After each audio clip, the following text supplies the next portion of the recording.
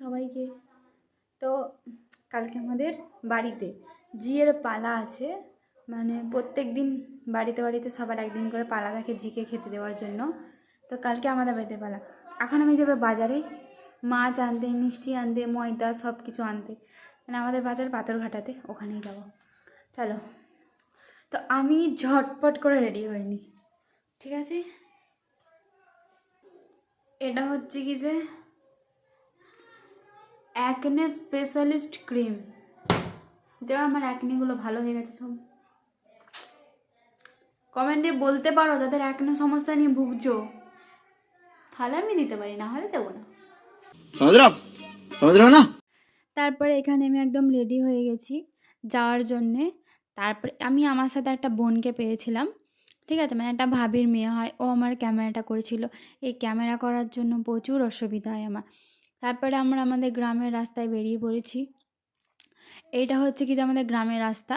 আমাদের গ্রামটা এমন একটা জায়গায়, তোমরা ভিডিওতেই দেখতে পাও, পুরো মাঠের মধ্যেখান দিয়ে রাস্তা আমাদের গ্রামের।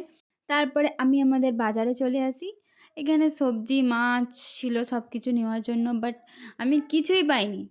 তারপরে এখানে আমি মিষ্টির দোকানে যাই মিষ্টি নেওয়ার জন্য, খেজুরের গুড়ের মিষ্টি, যেহেতু জিয়ের পালা ছিল, নাস্তা দেওয়ার জন্য তো মিষ্টি লাগতো। কিন্তু বাবা দেখি গিয়ে বলে কি মিষ্টিই নেই। আমি খেজুরের গুঁড়ো বাদ দিলাম, যে অন্য মিষ্টি, বলছে কোনো মিষ্টি নেই, সব শেষ। মানে এই দোকানটা প্রচুর ফেমাস আমাদের এখানে, এনাদের দোকানের মিষ্টি খুবই ভালো। আরও দোকান আছে, বাট ওদের মিষ্টি অত ভালো হয় না। এই দাদুদের দোকানের মিষ্টি খুবই ভালো, মানে আমাদের পুরো এলাকা জুড়ে এই দাদুদের দোকানেরই মিষ্টি নেয়। তো আমি ভিডিও করছিলাম, বলছিল যে দাদুর বেশি করে ভিডিও নাও দাদাটা। তো মিষ্টি না পেয়ে তারপরে আমি রিটার্ন চলে আসি। মাকে ফোন করে বলি যে মা মিষ্টি পাইনি, কী করব। মা বলে চলাই, তো সকালবেলা আবার যাবি। তারপরে আমি আর বোনটা বলছে কি যে আপা চলো একটু ঘুরে আসি। তো এটা হচ্ছে কি যে আমাদের ব্রিজ, যেটা এই বছরই হয়েছে।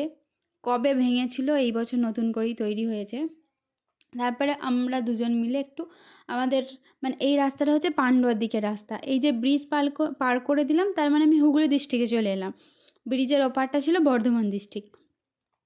তো এখানে পুরো ফাঁকা মাঠ আর তার মিডল দিয়ে রাস্তা, মানে বুঝতেই পারছো রাতের বেলা কতটা ভয়ানক হতে পারে।